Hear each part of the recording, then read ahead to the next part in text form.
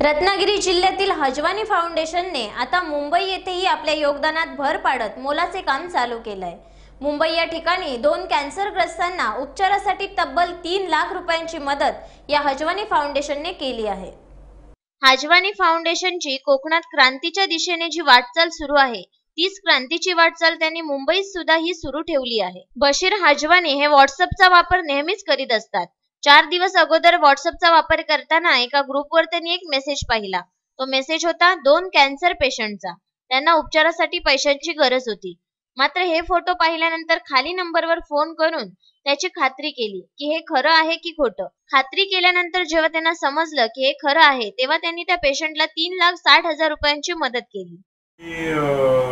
WhatsApp के जरिए किसी की मैसेज मिली, इलेक्ट्रॉनिक मीडिया के ज़रिए से मुझे मैसेज मिली और किसी ने मुझे डायरेक्ट भी मैसेज किया था। खालिद भाई करके हैं, खालिद चोगले करके हैं, उन्होंने मुझे मैसेज किया था। मुझे अफसोस लगा ऐसा देख के। एक्चुअली वो बच्चों की फ़ोटो भी मुझे उन्होंने फॉरवर्ड की थी। वो देखने के बाद मुझे बहुत अफसोस लगा कि ऐसे कम उम्र के अंदर वो बच्चों पे ऐसी बीमारी हो गई।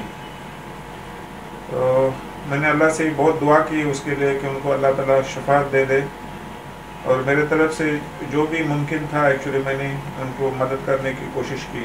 तर बशीर भाई बोलले तुम्ही काय काळजी करू नका, मी तुम्हाला मदत करतो। तेव्हाच त्या दिवशीच आलेले। त्याच्यानंतर ते आपली कामं सोडून एवढं आजकालच्या दुनियेमध्ये कोण नाही करत, हे तर आम्हाला एवढं कळून चुकलंय।